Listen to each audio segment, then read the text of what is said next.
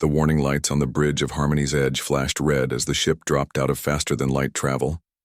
Commander Zektal adjusted his breathing apparatus and checked the environmental readings one more time. His four-fingered hands trembled slightly as he reviewed the datapad containing Earth's classification. Class 12 Deathworld, the highest danger rating in all galactic records. "Sir, we are now in the outer system of the target world," reported Navigation Officer Yithra from her station. Her pale blue skin had turned an even lighter shade, a sign of fear among their species. "All safety protocols are active. Emergency evacuation pods are ready." Zektal nodded, his large black eyes scanning the bridge of their research vessel. Every member of his crew wore full environmental protection suits. Medical equipment lined the walls. 3 different types of emergency beacons were attached to each crew member's belt. They had prepared for this mission as if they were entering the heart of a dying star. "Remember, we are here only to observe," Zektal announced to his crew. Under no circumstances should any crew member attempt to land on the surface. The atmospheric readings alone suggest that this world could kill most known life forms within minutes. Cultural analyst Morden pulled up the preliminary reports on his screen. "Commander, the dominant species on this world appears to have achieved spaceflight. Our long-range sensors detected artificial structures in orbit around their planet. Should we attempt communication?" Zektal considered this carefully. In all his years as a xenobiologist, he had never encountered intelligent life that had evolved on such a hostile world. Most Class 12 worlds were barren rocks or gas giants with crushing atmospheres. But this world, designated Earth by its inhabitants, showed clear signs of a thriving civilization. "Begin standard first contact protocols," he decided. "But maintain maximum safe distance." Several thousand kilometers away, Captain Jake Morrison was enjoying his morning coffee aboard Orbital 7, Earth's newest space station. The 35-year-old former Air Force pilot had been commanding the research facility for 6 months. It was supposed to be a quiet assignment, mostly monitoring weather patterns and conducting zero-gravity experiments. "Captain Morrison, we're receiving an unusual transmission," called Communications Officer Lisa Brady from her station. The red-haired woman frowned at her instruments. "It's coming from outside our solar system, but the signal is getting stronger. Someone's approaching." Jake set down his coffee mug and moved to look over her shoulder. "What kind of signal?" "It's trying to match our communication frequencies," Lisa explained. "The pattern suggests intelligence, but the source is definitely not human technology. The signal strength indicates something big, maybe the size of a small city." Science advisor Peter Clark joined them at the communication station. The tall, thin man with graying hair had worked for NASA for 20 years before joining the Orbital 7 crew. "Captain, I think we need to consider the possibility that this is first contact with an alien species." Jake nodded slowly. "Can you clean up the signal, Lisa?" Lisa worked at her controls for several minutes. Static filled the bridge speakers, then gradually cleared to reveal a voice speaking in heavily accented English. "Greetings, inhabitants of the third planet. This is Commander Zektal of the Galactic Council research vessel, Harmony's Edge. We request permission to conduct peaceful scientific observation of your world. We mean no harm and will maintain safe distance." The 3 humans looked at each other in amazement. Peter was the first to speak. Did he just say Galactic Council? Jake activated the communication system. "This is Captain Jake Morrison of the United Earth Defense Force commanding Orbital 7 space station. You are welcome to approach Commander Zektal. We're interested in peaceful contact as well." "You live in orbit around your world?" came the surprised response. "That is most unusual for inhabitants of a Class 12 death world." "Class 12. What?" Jake asked. There was a long pause before Zektal responded. "Perhaps we should discuss this when we meet. We are approaching your position now." On the bridge of Harmony's Edge, the alien crew watched in horror as their sensors revealed more details about Earth. Zektal studied the readings with growing disbelief. "Yithra, confirm these atmospheric readings," he ordered. "Confirmed, sir. The atmosphere contains 21% oxygen. That concentration would be toxic to most species we know. The surface pressure readings indicate the inhabitants are living under crushing atmospheric weight. And look at these geological readings, added Morden. The planetary crust is extremely unstable. I'm detecting active volcanism, massive atmospheric war, disturbances, and seismic activity that would devastate most civilized worlds. Medical Officer Dr. Kilvan reviewed the biological scans. Commander, the electromagnetic radiation from their star would be lethal to unprotected organic tissue. How can anything survive on that surface? Zektal shook his head. That is what we're here to discover. An hour later, the alien vessel came into visual range of Orbital 7. Jake, Lisa, and Peter pressed against the observation windows to get their first look at an alien spacecraft. The ship was elegant and smooth, looking more grown than built, with flowing curves in a pale green color. "It's beautiful," Lisa whispered. Jake opened the communication channel again. "Commander Zektal, would you like to dock with our station?" The response came quickly. "Absolutely not. Your station exists in an environment that would be immediately fatal to my crew. We will maintain current distance and communicate remotely." Peter frowned. "Fatal? We're in standard Earth orbit. The radiation levels are well within normal parameters." "Commander," Jake said into the communicator, "what exactly do you mean by Class 12 Deathworld?" Another long pause. "Captain Morrison, your world has been classified as the most dangerous inhabited planet in our galactic database. The combination of atmospheric composition, geological instability, radiation exposure, and hostile biological life forms makes it theoretically impossible for intelligent life to evolve there." Jake looked around at his crew, then back at the communication station. "Commander, I hate to break it to you, but we've got over 8 billion people living down there. Most of them seem pretty happy about it." The silence from the alien ship stretched for nearly 5 minutes. Finally, Zektal's voice returned, sounding shaken. "Captain Morrison, our medical officer has just suffered what you might call a panic attack. The idea of 8 billion intelligent beings living on a Class 12 death world is causing severe psychological distress among my crew." Lisa leaned toward the microphone. "Commander, if it helps, we've got great weather down there today. It's only a Category 2 hurricane hitting the East Coast, and the earthquake in California was just a 6.1. Pretty calm day, actually." The communication channel went dead. "Did I say something wrong?" Lisa asked. Jake shook his head, trying not to smile. "I think we might have just given them more information than they could handle." Peter was studying the readings from the alien ship. "Captain, according to our sensors, their ship is maintaining a distance of 50,000 kilometers. That's practically the other side of the moon." "And look at this," Lisa added, pointing to her screen. "I'm picking up what looks like dozens of escape pods launching from their ship. I think they're preparing for emergency evacuation." Jake sat back in his chair and picked up his coffee mug. "Well, this is going to be interesting." On Harmony's edge, Commander Zektal was reviewing the emergency protocols with his senior staff. Half his crew was in medical bay being treated for shock. "Sir," Ythra reported, "the humans appear to be completely unaware of the danger they live in. One of them just mentioned that they consider multiple natural disasters happening simultaneously to be good weather." Zektal looked at the image of Earth on his main screen.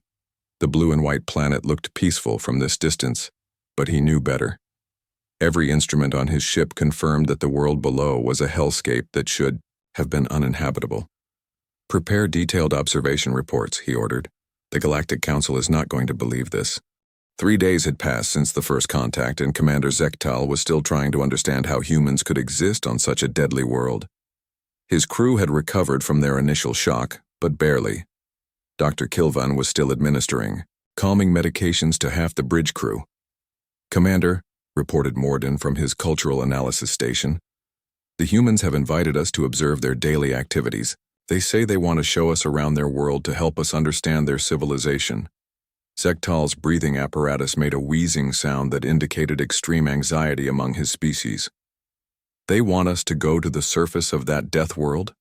"No, sir, they understand we cannot survive there. They are offering to broadcast live video feeds from various locations around their planet. They seem excited to show us what they call normal life. Against his better judgment, Zekatal agreed to the demonstration. The main screen flickered to life, showing a human woman standing on what appeared to be the deck of a floating vessel. Behind her, an endless expanse of blue water stretched to the horizon. "Hello, alien friends," the woman said, smiling brightly. "My name is Dr. Helen Price. I'm a marine biologist, and I study ocean life here on Earth. Today I'm going to show you some of our underwater ecosystems." Dr. Kilvan checked his medical readings. "Commander, the radiation levels at that location would kill most known species within hours. How is she surviving without protection?" "I'm wearing sunscreen," Helen continued, as if she had heard the question. "It's a chemical we put on our skin to protect us from solar radiation. Most humans use it when we spend time outdoors." The alien medical officer immediately fell unconscious. His colleagues carried him to the medical bay while Helen continued her presentation. "Now I'm going to take you underwater to see some of our marine life," Helen said. She put on a mask and breathing apparatus that looked primitive compared to alien technology. "This is scuba gear. It lets us breathe underwater for several hours." The camera followed Helen as she jumped backward off the boat and disappeared under the water. The alien crew watched in silent horror as the video feed showed Helen swimming down into the depths, surrounded by creatures that their database classified as predators. "Those are sharks." Helen's voice came through the water communication system. "This big fellow here is a great white shark, one of our ocean's top predators. Isn't he beautiful?" Yithra began hyperventilating. "She's swimming with apex predators willingly. This is not possible behavior for an intelligent species." The camera showed Helen swimming calmly near the massive shark, which was easily 3 times her size. The creature's mouth was filled with rows of razor-sharp teeth. "Great whites are actually quite shy," Helen explained. "They usually avoid humans. We swim in these waters all the time for recreation. In fact, last weekend my nephew went surfing, right here. He's only 12 years old."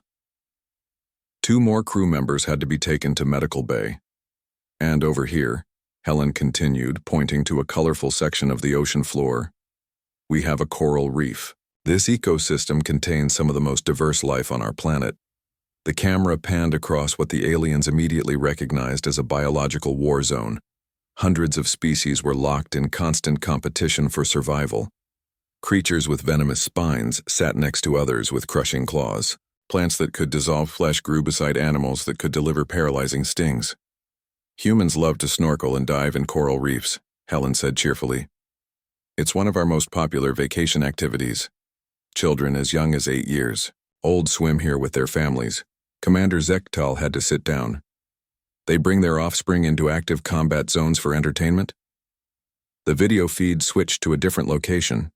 A man wearing a brown uniform and hat stood in front of what appeared to be a landscape from a nightmare. Steam rose from the ground in dozens of places. Pools of boiling water bubbled and hissed.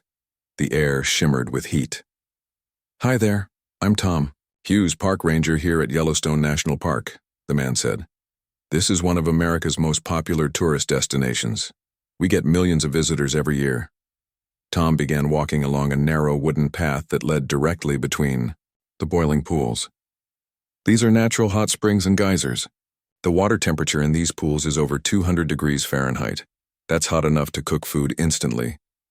The aliens watched families with small children walking the same paths, pointing excitedly at the deadly geothermal features. "Every few minutes, one of these geysers shoots boiling water up to 300 feet in the air," Tom continued. "People love to watch it happen. We built benches so visitors can sit comfortably while they wait for the eruptions." Morden was taking frantic notes. "They gather in groups to watch pressurized, superheated water explosions. They consider this relaxing." Tom stopped near a sign that read, "Danger, unstable ground." "The entire park sits on top of an active supervolcano," he explained casually. "Scientists estimate it could erupt again someday, but that doesn't keep people away. In fact, we're usually booked solid during summer months." The video feed changed again. This time it showed a construction site in a large city. Massive metal structures reached toward the sky while humans in hard hats worked hundreds of feet above the ground. "Hey there," called a voice from off-camera. A man covered in dust and sweat waved at the camera. "I'm Mike Davis. I'm helping build this skyscraper here in Los Angeles." Mike gestured to the building rising behind him. "This is earthquake country, so we have to build these things to sway when the ground shakes. Last month we had a 5.2 earthquake. Right in the middle of the workday. We just held on tight and kept working when it stopped." He pointed to other buildings visible in the distance. "See all those buildings? They're all built to survive earthquakes, but we still get them regularly. Most people don't even bother to mention earthquakes under 4.0 anymore. We just call those little shakes."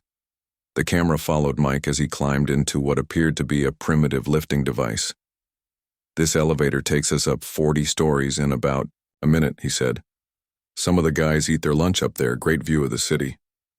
Dr. Kilvan had regained consciousness just in time to witness Mike being carried hundreds of feet into the air in a metal box suspended by cables. The alien medical officer immediately fainted again. Back on the space station, Captain Jake Morrison was watching the alien reactions with amusement. Lisa Brady and Peter Clark stood beside him, monitoring the communication feeds from the alien. "Ship, Captain," Lisa reported.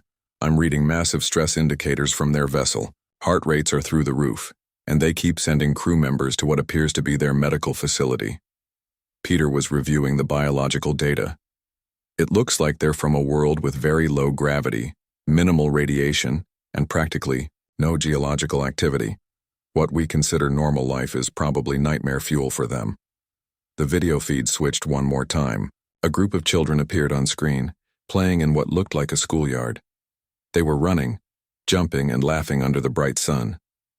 "This is Roosevelt Elementary School in Phoenix, Arizona," explained a woman's voice. "I'm Emma Foster, and I teach 4th grade here. The children are enjoying recess time." The temperature reading at the bottom of the screen showed 98 degrees Fahrenheit. The children were playing in direct sunlight with no protective equipment except what Emma called sunscreen. "Phoenix is located in the Sonoran Desert," Emma continued. "Summer temperatures often reach 115 degrees. The children play outside most days, though we do have indoor activities when it gets really hot." One of the children had scraped his knee on the playground equipment. Instead of seeking immediate medical attention, he simply got up, brushed off the dirt, and continued playing. "Kids are pretty tough," Emma said with a laugh. "They bounce back from minor injuries quickly. That's just part of growing up." On Harmony's Edge, Commander Zektal was reviewing the emergency evacuation procedures for the 3rd time that day. His crew was in various states of shock, and his medical bay was overcrowded. "Sir," Yithra reported weakly, "the humans have invited us to observe what they call extreme sports tomorrow. They say it will help us understand human recreational activities." Zektal looked at his traumatized crew and made a command decision. "Absolutely not. Any crew member who volunteers to watch more human activities will be confined to quarters and sedated." He opened a communication channel to Orbital 7. "Captain Morrison, we thank you for the educational presentations, but we need time to process what we have observed. We will be moving to a safer distance while we compile our reports." Jake's voice came back cheerful and confused. "Safer distance? Commander, you're already 50,000 kilometers away.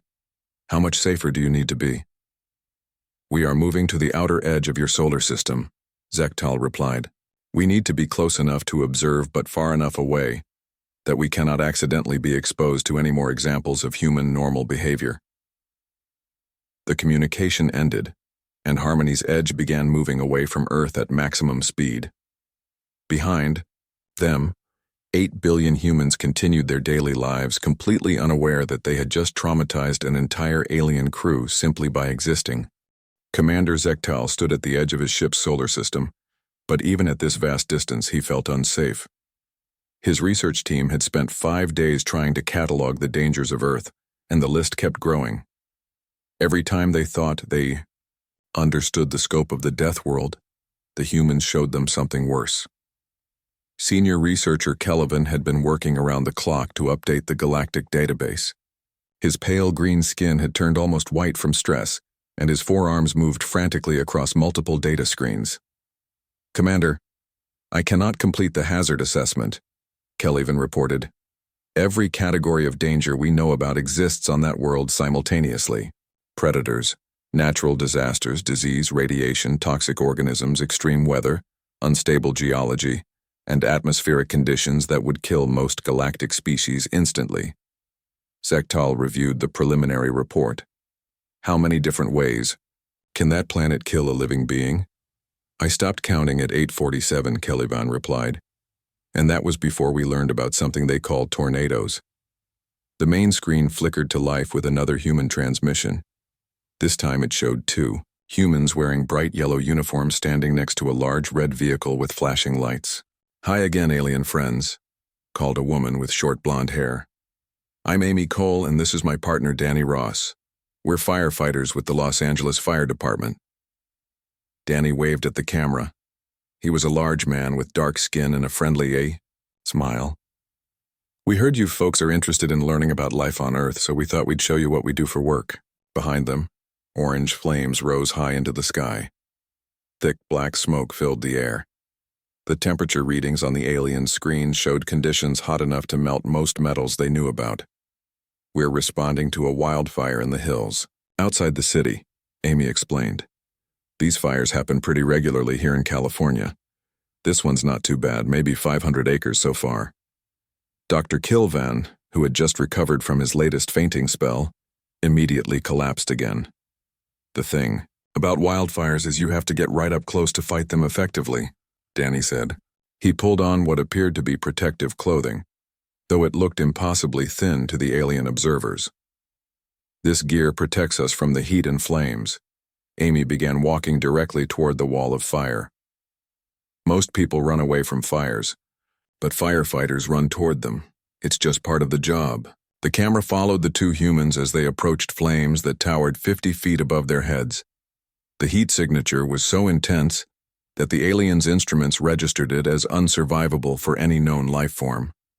The trick is to get ahead of the fire and cut fire breaks, Amy explained, using a tool to clear vegetation while standing mere meters from the inferno. We create barriers the fire can't cross. Commander Zektal watched in disbelief as more human firefighters arrived and began working calmly in conditions that would instantly vaporize most alien species. They voluntarily enter thermal death zones as a profession? Gets the adrenaline pumping, Danny said with a grin, apparently having heard the question through some kind of communication link. Amy here also does earthquake rescue and flood response. I'm trained for hazardous material cleanup too. Morden was frantically updating his cultural notes. They have developed professions specifically for entering the most dangerous situations. Their Deathworld can produce. The video feed switched to a rural area where a man in work clothes and a wide-brimmed hat stood in front of large animals. Howdy, I'm Bill Watson, the man said. I run a cattle ranch here in Oklahoma. The wife and I have been working this land for about 20 years now. Bill gestured to the large four-legged creatures grazing peacefully in the field behind him. These are cattle. We raise them for food. They're pretty tough animals, have to be to survive out here. The alien sensors detected atmospheric disturbance patterns that their weather experts recognized as extremely dangerous. Tornado season's coming up, Bill continued casually. We usually get a few dozen tornadoes through here every spring. Last year we had a real big one, F4 category. Tore up the back 40 pretty good. Yithra was reviewing the meteorological data. Commander, he's describing atmospheric vortexes with wind speeds exceeding 300 kilometers per hour.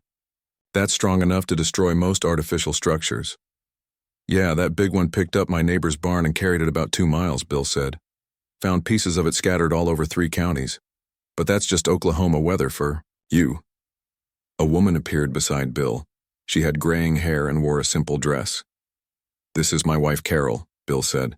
She makes the best sweet tea in the county. Carol smiled at the camera. We've got a nice storm shelter dug into the hillside behind the house.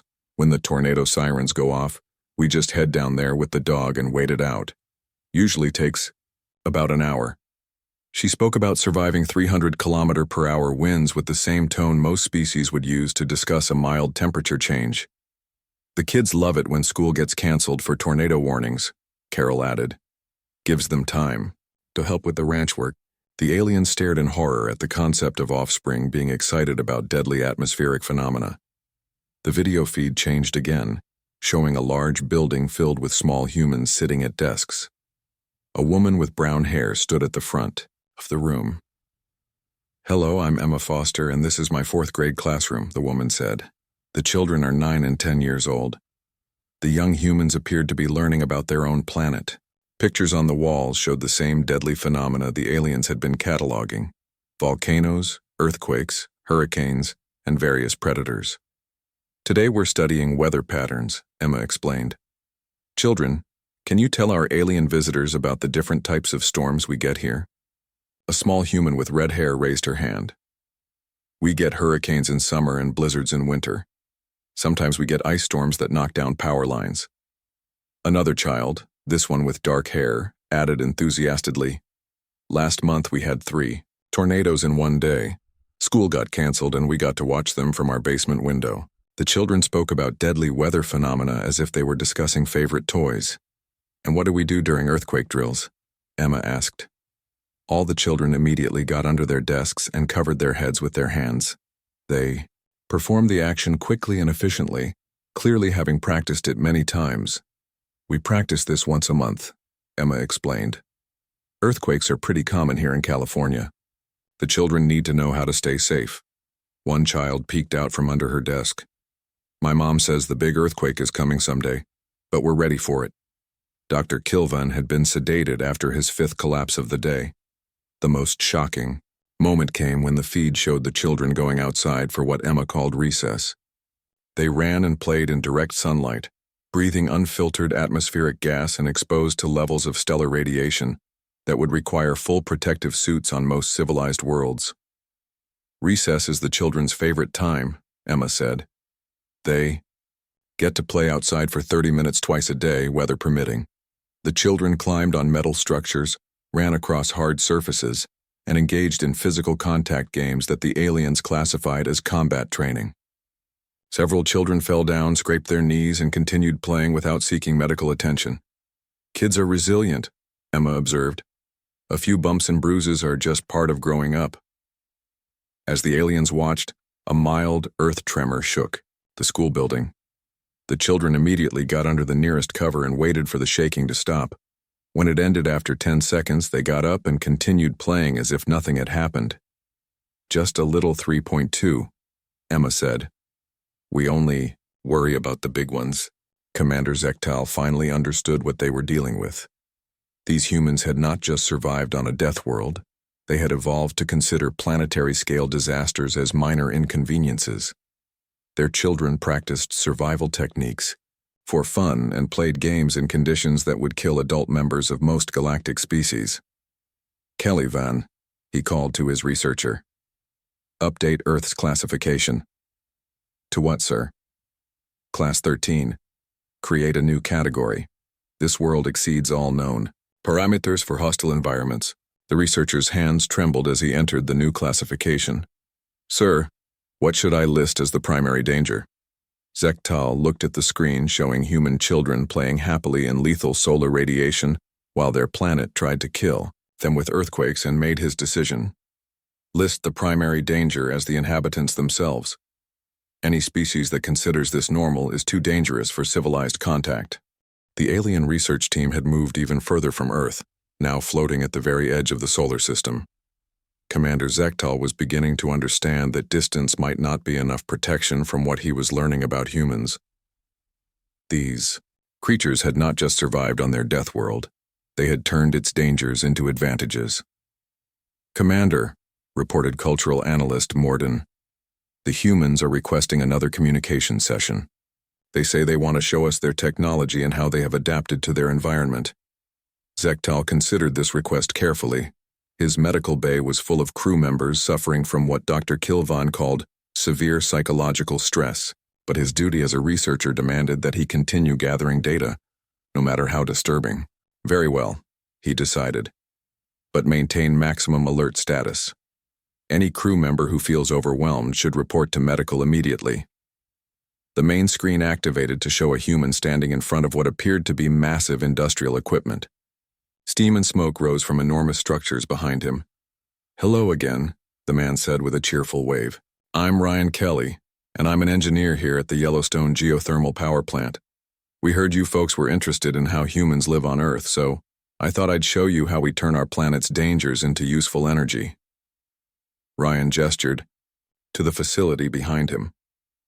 Remember those deadly hot springs and geysers your friend Tom showed you? Well, we figured out how to harness that underground heat to generate electricity for thousands of homes.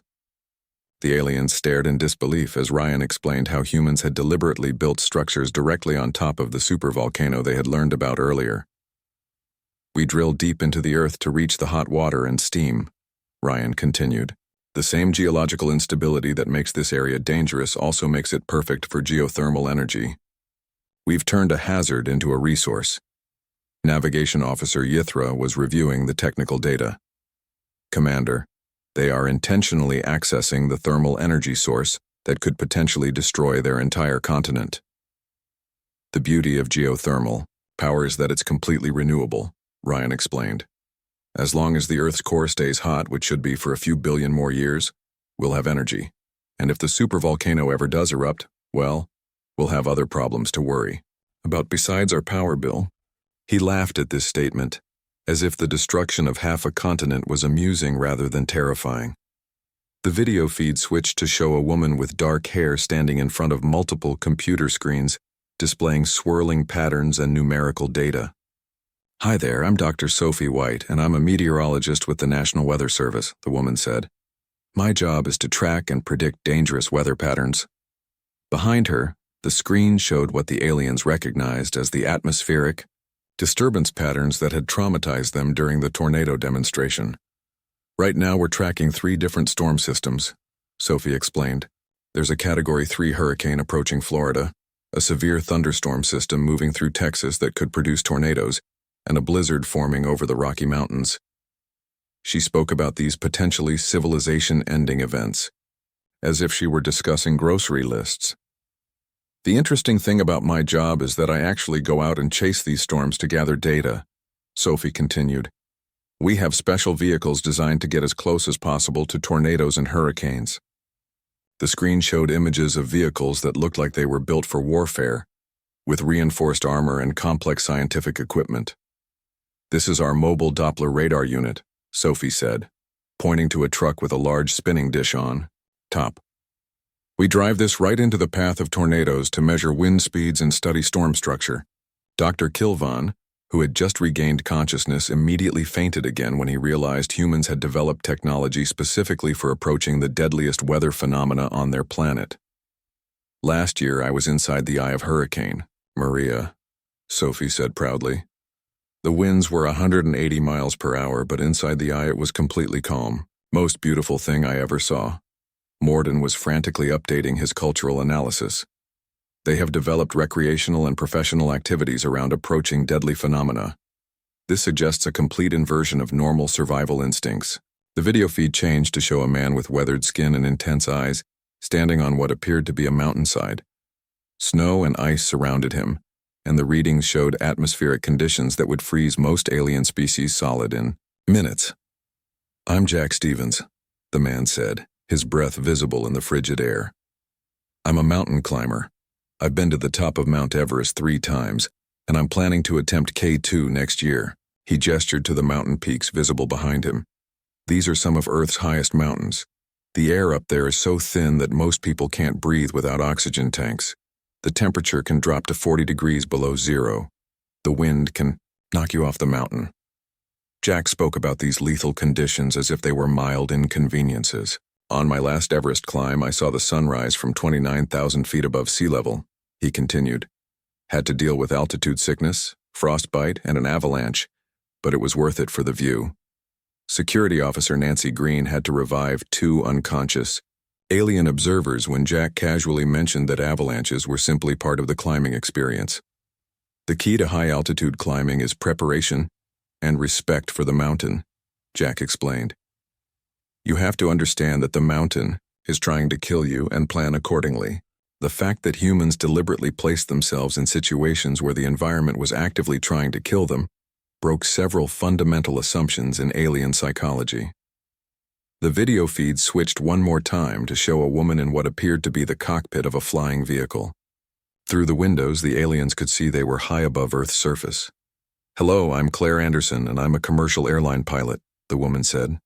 "I fly passengers across Earth's oceans and continents every day." The aliens realized, with horror, that humans had developed technology to travel through the upper atmosphere in pressurized metal containers. "We're currently at 35,000 feet altitude, traveling at 500 miles per hour, Claire explained. "In about 6 hours, we'll cross the Pacific Ocean and land in Tokyo." The navigational data showed that Claire was piloting her craft through conditions that would instantly kill any unprotected life form, while carrying hundreds of other humans, who appeared to be calmly reading books and watching entertainment programs. "Flying is actually the safest form of travel on Earth," Claire added. "We have incredible safety systems and backup procedures for every possible emergency." Commander Zektal felt his breathing apparatus malfunction briefly. If flying through the deadly upper atmosphere is their safest form of transportation, what do their dangerous transportation methods involve? Morden consulted his notes. "Based on previous observations, I believe their ground transportation involves traveling at high speeds across the unstable planetary surface, while sharing pathways with thousands of other vehicles. The thing I love about flying is the view," Claire continued. "You get to see Earth from above, the mountains, oceans, weather patterns, and cities. It reminds you how beautiful our planet is." She gestured out the window at the curved horizon of Earth below. "Some passengers get nervous about flying, but once you understand how the technology works, it's really quite safe. We have multiple backup systems for everything." The communication ended, leaving the alien crew in stunned silence. Commander Zektal reviewed the data they had gathered about human adaptation and technological development. "They have turned every aspect of their Deathworld into an advantage," he said finally. "They harness volcanic energy for power. They predict deadly weather to protect their populations. They climb mountains that should be impossible to survive. They fly through atmospheric conditions that would kill most species instantly." Kelvin looked up from his data screens. "Commander, I'm beginning to understand something else about humans. They don't just survive these conditions. They actively seek them out for entertainment and personal satisfaction." "What do you mean?" "Mountain climbing, storm chasing, deep ocean exploration. None of these activities are necessary for survival. Humans choose to do them because they find facing deadly challenges enjoyable." Commander Zektal stared at the image of Earth on his screen. The blue and white planet looked peaceful from this distance, but he now knew it contained the most dangerous species the galaxy had ever encountered. Not because they were aggressive or violent, but because they had evolved to find pleasure in situations that would terrify any reasonable life form. "Update the database," he ordered. "Note that humans have not only adapted to survive on a Class 13 death world, but have developed technology and cultural practices that allow them to seek out and enjoy the most dangerous aspects of their environment." "Sir," Yithra asked quietly, "should we recommend that the Galactic Council establish contact with this species?" Zektal considered this question carefully. "I think the more important question is whether the Galactic Council is ready to meet a species that considers interatmospheric flight and climbing frozen death peaks to be routine activities." The Galactic Council chamber had never seen such chaos. Representatives from 47 different species filled the massive circular room, and most of them were in various states of panic. Commander Zektal stood at the center platform, trying to maintain his composure as he delivered his report about Earth and its impossible inhabitants. "Honored council members," Zektal began, his voice amplified throughout the chamber. "I present the official findings of our observation mission to the world designated Earth." Council Speaker Vexmara, a tall, crystalline being from the peaceful Altarian system, gestured for silence. "Commander Zektal, your preliminary reports have caused considerable concern among our member species. Please present your complete findings." Zektal activated the holographic display above the chamber. Earth appeared in 3 dimensions, rotating slowly, looking deceptively peaceful. "The planet Earth has been reclassified as a Class 13 death world, requiring the creation of an entirely new danger category," Zektal announced. "However, the primary threat is not the planet itself, but its dominant species, which calls itself humanity. A representative from the peaceful garden worlds immediately stood up. "Commander, surely you are exaggerating. No intelligent species could evolve on a Class 13 Deathworld." "That is what we believed," Zektal replied. "However, not only have humans evolved on this world, they have thrived.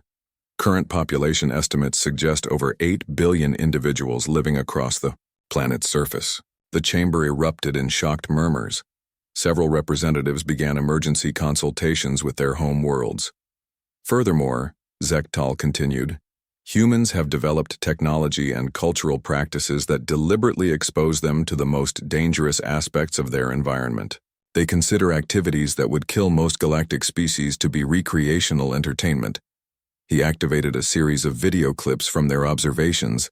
The council watched in growing horror as humans swam with predators, chased deadly storms, climbed frozen mountains, and flew through the upper atmosphere in primitive metal containers. Representative Morgek from the High Safety Coalition stood up, his blue skin turning pale. "Council Speaker, I move that Earth be declared a restricted zone. No civilized species should be exposed to such madness." "Seconded," called Representative Yolandra from the Cautious Worlds Alliance. "These beings are clearly suffering from species-wide psychological damage. They have lost all survival instincts."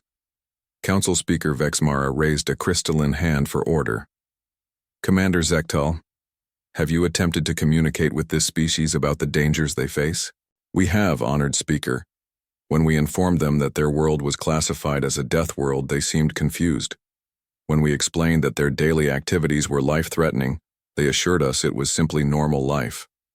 One human told us that a day with only one major natural disaster was considered good weather." The representative from the Logical Analysis Federation activated his translation device. "Commander, perhaps these humans are simply unaware of standard galactic safety protocols. Have you considered educating them?" Zekatal's breathing apparatus made a sound that indicated deep concern. "Honored Representative, we attempted that approach. When we explained proper safety procedures, they became excited and asked if we wanted to observe what they call extreme sports." "What are extreme sports?" asked the council speaker. "Activities that humans engage in purely for entertainment, which involve deliberately placing themselves in mortal danger.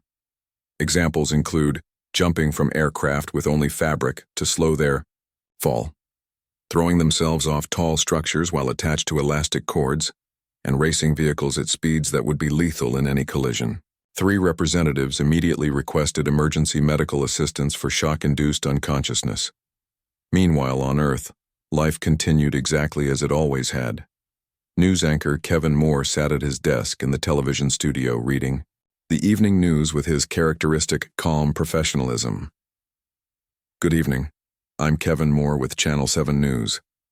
Our top story tonight: scientists confirm that the alien spacecraft observed in our outer solar system belongs to something called IDAO, the Galactic Council. The aliens have apparently been studying Earth and its inhabitants for the past 2 weeks."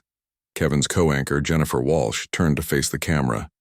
"According to government sources, the aliens seem particularly interested in our weather patterns and daily activities.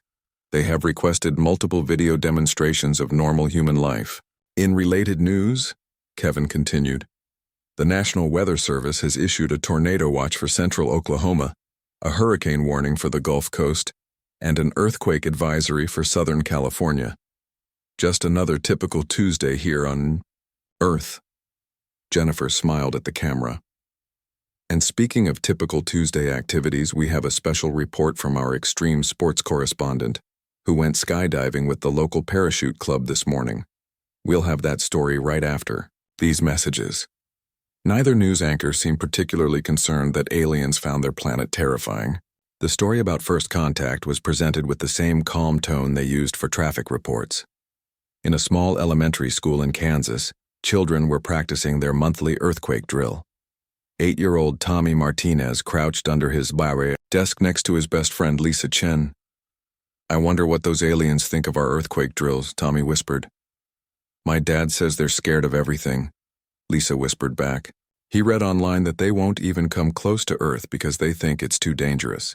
Their teacher, Mrs. Robinson, smiled as she watched her students perform the safety procedure perfectly. "All right, children, excellent job. Remember, earthquakes are just part of life here in Kansas. The important thing is knowing how to stay safe."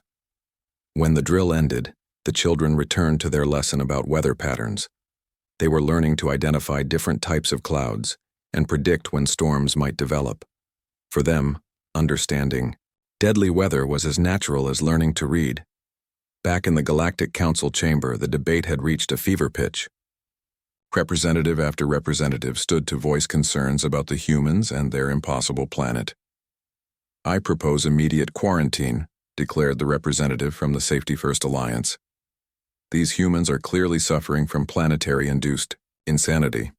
Contact with them could spread this condition to civilized species." "Impossible," argued the representative from the Scientific Curiosity League. "We must study them further. How can a species develop such complete disregard for personal safety and still maintain an advanced civilization?" Commander Zekatal waited for the arguments to die down before speaking again. "Honored council members, there is one more thing you should know. The humans have extended an invitation for formal diplomatic contact." The chamber fell silent. "They want to establish trade, relationships, and cultural exchanges," Zekatal continued. "They seem excited about the possibility of visiting other worlds and sharing their technology." The silence stretched for long minutes before Representative Morgek spoke in a horrified whisper. "They want to leave their death world and visit civilized planets? They specifically mentioned something called adventure tourism," Zekatal added. "They want to experience what they call the unique environments of other worlds." Representative Yelandra stood up so quickly, she knocked over her chair. "Council Speaker, I move for immediate emergency protocols. These humans must not be allowed to spread their madness throughout the galaxy." "What kind of safety measures do they use for interplanetary travel?" asked the representative from the Careful Journey Coalition. Zekatal consulted his notes. "According to their space agency, they consider sitting on top of controlled explosions containing enough energy to level a city to be routine transportation methodology." The representative fainted on the spot. Council Speaker Vexmara called for order as emergency medical teams attended to the growing number of unconscious representatives. "The Council will recess for emergency consultation with our respective homeworlds. Commander Zekatal, please transmit your complete findings to all member civilizations." "What should I tell the humans about diplomatic contact?" Zekatal asked. "Tell them we need time to consider their generous offer," the council speaker replied. "Perhaps several centuries of consideration." As the council chamber emptied, representatives fleeing to the safety of their homeworlds, Zekatal looked once more at the image of Earth rotating peacefully in the holographic display. Somewhere on that blue and white sphere, 8 billion humans were going about their daily lives completely unaware that they had just terrified an entire galaxy simply by existing. On Earth, firefighter Greg Taylor was responding to a high-rise emergency while his daughter Linda played soccer in the park. Coast Guard rescue swimmer Beth Harper was saving lives in conditions that would instantly kill most alien species. Construction crews were building earthquake-resistant skyscrapers while children played hopscotch on playground equipment during their lunch break. And in a small town in Montana, rancher Jim Powell was teaching his 10-year-old grandson how to rope cattle while keeping an eye on the storm clouds building on the horizon. Just another normal day on the world that had become known throughout the galaxy as the most bizarre and terrifying death world ever discovered.